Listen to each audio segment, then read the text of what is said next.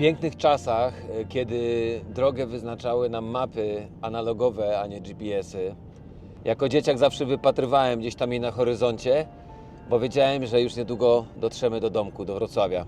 Góra Ślęża. Góra Ślęża, która jest obiektem wycieczek szkolnych wszystkich podstawówek z okolicy, która jest bardzo popularnym punktem spacerowym dla mieszczuchów i nie tylko. A dziś jest celem naszego polowania. Po raz kolejny wybieram się do Koła Łowieckiego, które nazwę wzięło właśnie od nazwy tej góry, mianowicie Ślęża Sobótka. Ze względu na wzmożony ruch turystyczny, polowania zbiorowe odbywają się tam w tygodniu, dzięki czemu mogłem odpowiedzieć na spontaniczne zaproszenie kolegi Mateusza pozytywnie, bo weekendy już niestety mam wszystkie zajęte, ale czy nie miło zacząć weekend od zbioróweczki w piątek? Myślę, że miło. Także zapraszam Was na stanowisko, zapraszam Was na polowanie tradycyjne, metodą tradycyjnych pędzeń w jednej z najbardziej kultowych gór okalających Wrocław. Nasz Bór.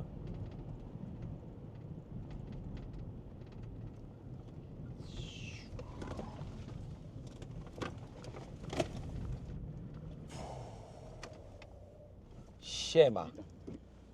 Siemanko. Co tam się stało? Takie ładne Volvo masz. Ty miałeś zawsze takie ładne Volvo? Proszę? Zawsze miałeś takie ładne Volvo? Niestety tutaj małe rozczarowanie dla Was, dlatego że no niestety koledzy sobie nie życzą nagrywania w czasie polowania.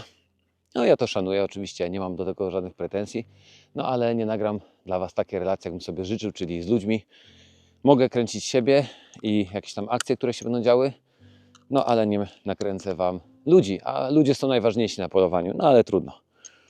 Bardzo miłe polowanko się rozpoczyna, było kameralne. Polujemy na 10 numerów, plus jedna osoba bez kartki, plus prowadzący. Także bardzo kameralnie, bardzo sympatycznie, no ale niestety koledzy sobie nie życzą być w programie. No trudno, postaram się dla Was ja coś tutaj nagrać. Pierwsze pędzenie przed nami. Mam stanowisko na czole.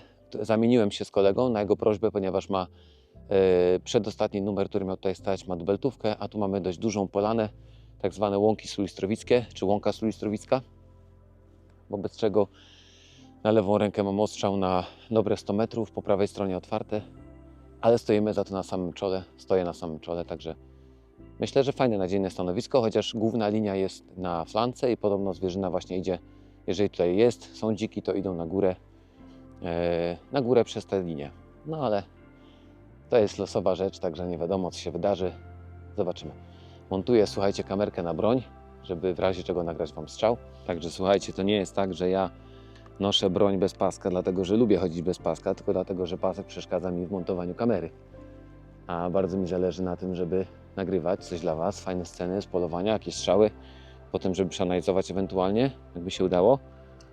Ale pracujesz nad innym rozwiązaniem magnetycznym, także prawdopodobnie już niedługo będę mógł sobie nosić broń na pasku normalnie i nie będzie problemów. Luneta biegowa 1:6, na razie ustawiam na 2. Gdyby akcja była w jakiejś dalszej odległości, to sobie przestawię. Na prawą rękę mogę strzelać do jeleni, ponieważ tutaj nie ma linii, jest tu otwarte, więc tutaj mam prawo strzału. Na wprost oczywiście jest miot. I po lewej stronie na razie sąsiadów nie widzę, ale wiem, gdzie stoją. Oni myślę, że też wiedzą, gdzie stoję, także jeszcze tylko powiem, że polujemy na dziki, drapieżniki oraz jelenie, łanie i cielęta, a członkowie koła mogą jeszcze pozyskać byka. Także może i dobrze, bo zawsze jest dylemat, czy strzelać, czy nie strzelać. Raczej w gościach staram się nie strzelać, chyba że wiem, że plan jest duży, bo bywa tak, że plan jest duży i wtedy jest w cudzysłowie ciśnienie na to, żeby te byki strzelać na zbiorówkach. A tak przynajmniej nie muszę się nad tym zastanawiać, bo byki są wyłącznie dla członków koła. Także życzę połamania kolegom. Niestety Wam ich nie pokażę, chociaż są bardzo fajni, sympatyczni i przystojni. Słuchajcie, po około 15 minutach zaczęła się jakaś akcja. Psy grają w miocie dość daleko, ale wyraźnie słychać, że psy coś mają i to dość grubo grają, także jest zwierz. No cóż, pędzenie puste, także broń rozładowujemy i chowam Was, żeby nikt nie zauważył, że nagrywamy potajemnie. Chodźcie na drugie pędzenie. Piękna pogoda jest znowu nam się udało. Jutro dalej polujemy, także zapraszam Was na kolejny film. już w tym miejscu. Słuchajcie, jest zwierzyna, bo jest taka gruba akcja. A ponieważ jest piątek, to dostaję co chwilę jakiś telefon.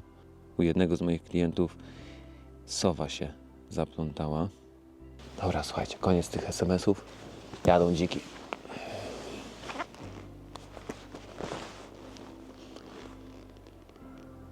Jadą dziki, bo jest gruba jazda.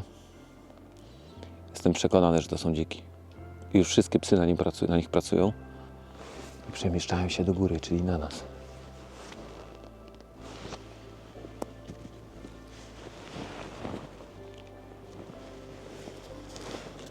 Gon przesunął się w dół góry. Ale strzałów jeszcze nie było. Zbliżają się. Akcja cały czas dzieje się w środku w miocie, bo nie było strzałów, to po pierwsze, a po drugie słychać je, tu są góry, jest echo, ale wydaje mi się, że są całkiem daleko, to jest zaraz za przechybkiem. My stoimy na szczycie, pędzenie jest z dołu do góry. Wydaje mi się, że są jeszcze w miocie dziki. No słuchajcie, psy ruszyły w szybki gon teraz i idą na nas.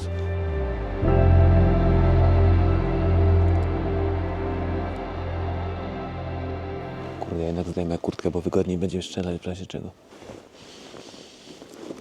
Są coraz bliżej, coraz bliżej. Łamie się.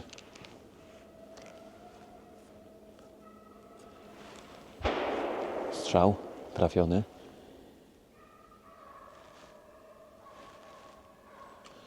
Jadą kapany.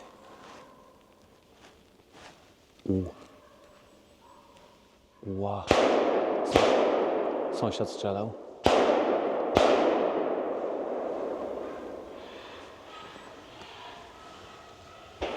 Dziki, za daleko. Ja pierniczę, wataha cała.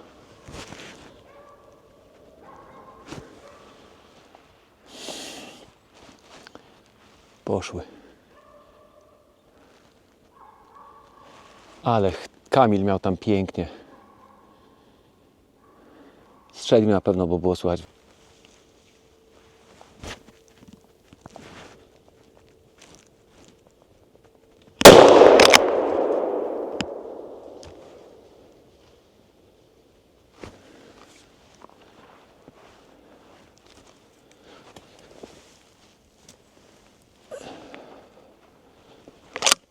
Słuchajcie, jeszcze 3 przelatki, takie warchlaki można powiedzieć, pobiegły za watachą.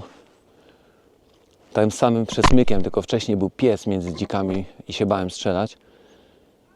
Teraz oddałem strzał. Trudny strzał, nie wiem czy trafiłem, myślę, że nie. Miałem taką małą wizurkę. Kurde, najgorsze jest to, że bardzo blisko były te dziki, ale niestety... Znaczy bardzo blisko. No był moment, że szły tutaj, ale to są takie paprocie, że nic nie widziałem kompletnie. Dopiero na takiej wizurce na grubym lesie. No nic, ale zwierzę widziane. Strzał oddany.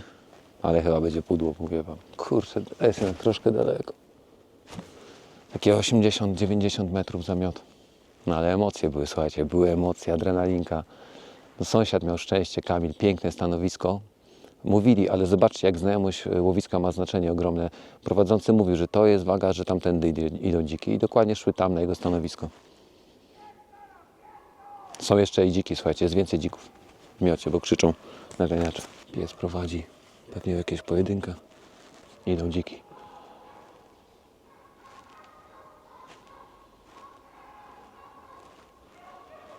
Znowu mnie ominął. Piernicze, słuchajcie, były na Kamila poszły.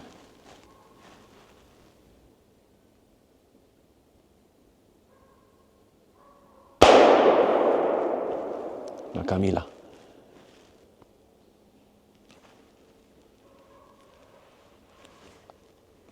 Tą samą wagą jadą. Pies jest blisko, nie mogę strzelać. Idą następne.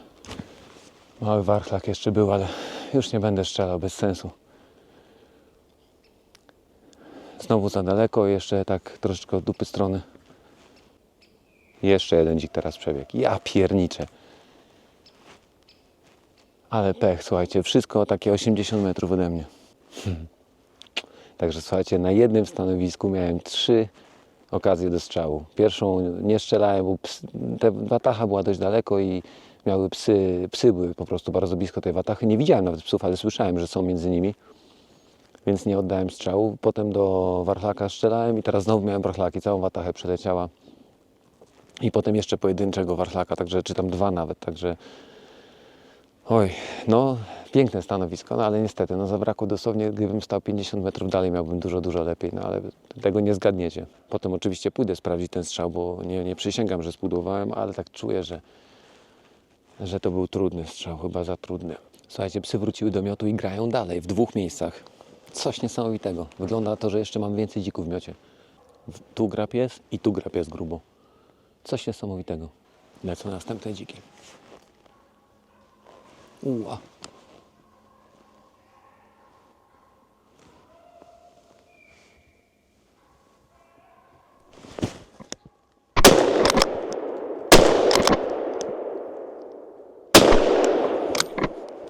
Słuchajcie, wyjechał pojedynczy dziczek, taki z 30 kg. Wydaje mi się, że dostał. Ale są jeszcze dziki w miocie. Bo tak bieg jakby dostał, albo skakał nad drzewami. No ten strzał, tutaj sytuacja już była czystsza, bo wyjechał mi na las, blisko na 50-60 metrów. No oczywiście drzewa przeszkadzają, ale tak jest zawsze w lesie.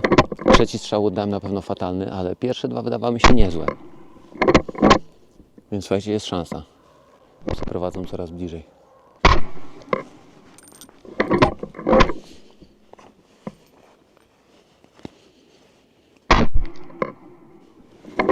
Jest trzecia łuska. Pamiętajcie, sprzątamy w lesie zawsze łuseczki i wszystko inne. No w drugim miocie nadeszliśmy na co najmniej 3 watachy, duże, po 20 sztuk. Słuchajcie, jest farba, Wszystkie zostały dobra wypędzone, farba, dużo farby. każda została oszczelana. Mateusz! Psy wracały. Ciężki teren, bardzo jeżyny. Jeszcze muszę tego pierwszego sprawdzić, ale ten drugi leży, bo jest farby pełno, wiesz? Kurde, gdybym stał tam bliżej, ja tam miałem 4 watachy. No. No miło mi bardzo, cieszę się, że trafiłem, ładna pucna farba jest.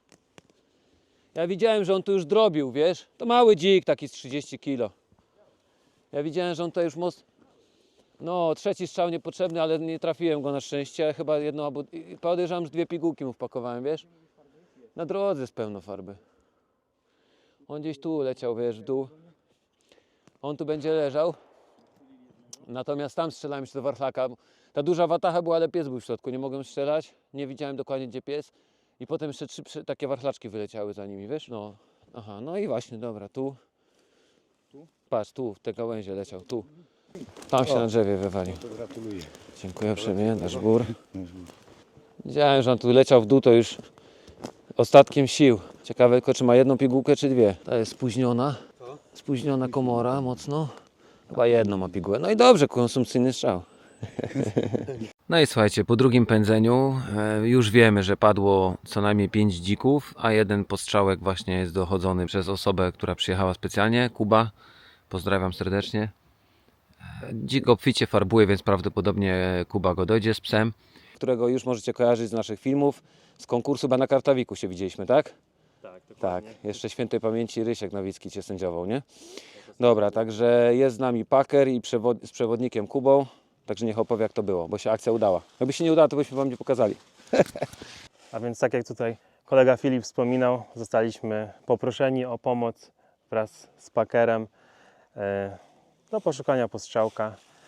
Farba była na zestrzale. Jak puściliśmy psa, to od razu podjął trop. Świeży, natomiast dosyć długi, bo ponad kilometrze. Okazało się, że paker skutecznie doszedł zgasłego już dzika w błonniku świerkowym, a więc jestem z niego bardzo dumny. Praca włożona w niego się popłaciła. I tu też pochwały dla naszej komisji kynologicznej we Wrocławiu, która ma w to swój wkład, i warsztaty, które organizuje, i ludzie, których tam poznałem, się do tego przyczyniły, że dzisiaj właśnie mamy fajnego pieska, który pomaga mi i kolegom. Bardzo dziękujemy. I zobaczcie, jak szalenie ważne jest to, żeby planując polowanie zbiorowe mieć zapewnionego tropowca. I teraz ja byłem na polowaniach wielu, na których tego nie było. Było mówione, a dobra, tam mamy przecież te psy, które pracują w miocie. Ale psy, które pracują w miocie, oczywiście, że one bardzo często też potrafią znaleźć postrzałka, ale one do tego nie są. One mają znaleźć i wypłoszyć na linię dziki. I jeżeli, tak jak w tym przypadku, postrzałek idzie daleko, daleko, to nie ma sensu, żeby myśliwi czekali, aż ktoś tam pójdzie za postrzałkiem z dzikarzem. Tutaj był zapewniony obsługa tropowca, który wcale nawet nie był z nami na polowaniu, po prostu był pod telefonem i to wystarczy do tego, żeby skutecznie poszukiwać postrzałków. A z dobrym tropowcem, czy w ogóle z posokowcem, to można iść na drugi dzień, też się nic nie dzieje. Ale trzeba takiego psa zawsze mieć. I bardzo bym sobie życzył, żeby na każdym polowaniu był taki pies zapewniony, to byłoby moje wielkie marzenie. Tak nie jest, to jest trochę utopia. Myślę, że nie w każdym kole tak jest, ale chciałbym, żeby tak było. Dajcie znać, jak jest u Was, bardzo mnie to ciekawi. W ilu kołach zapewnione są psy do poszukiwania postrzałków, bo o to, czy polujemy na dziki z psami, to w ogóle nie pytam, bo chyba polowań bez psów, mam nadzieję, już nie ma w Polsce i mam nadzieję, że nigdy nie będzie. No i zaczynamy trzecie i zdaje się ostatnie pędzenie tego dnia, podobno jakiś długi miot. Ja Wam trudne pędzenie będzie, znaczy trudne, na pewno trudne dla podkładaczy, bo tu jest stromizna niesamowita. Jeżeli chodzi o strzelanie, to też może być tak sobie, bo tu tego nie widać w kamerze, ale za mną jest... Do góry to jeszcze bym jakoś strzelił, ale w dół to tylko bardzo krótko, bo tutaj będzie ciężka sprawa.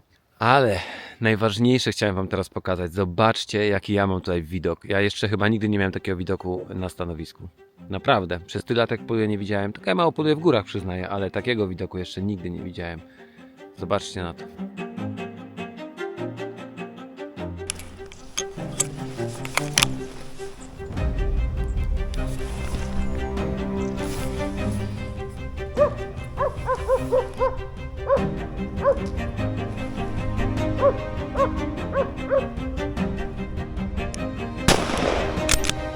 Słuchajcie, jakie szczęście. W tej gęstwinie, w tych świerkach przyszedł do mnie dzik, prowadzony przez pieski i jeszcze stanął mi, także miałem łatwy strzał, tylko musiałem się upewnić, że psy są daleko, że jest bezpiecznie, a potem będziemy wyciągać tego dzika z dołu. Ja nie wiem jak, bo spadł. Słuchajcie, to jest turbo gęsto. No, ale był pojedynek, chyba nawet łaciaty dziczek. Idą następne.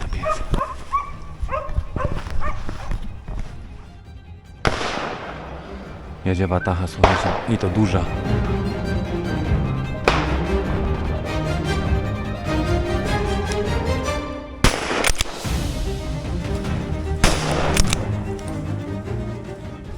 Dobra, słuchajcie, strzelić, a teraz go zerwać tutaj z tej skarpy, to będzie dopiero problem.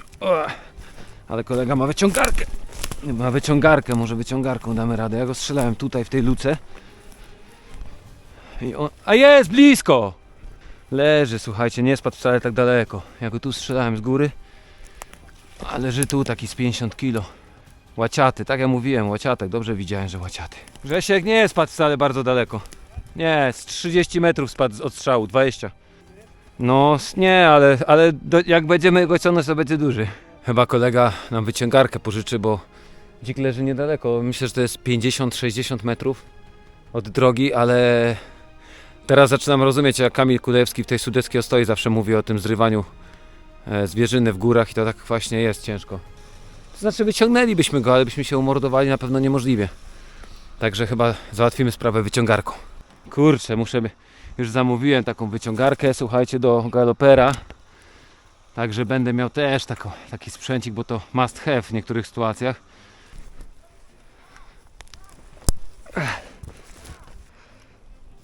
Dobra, zapięty, niech jedzie. I dziczek sam jedzie, słuchajcie.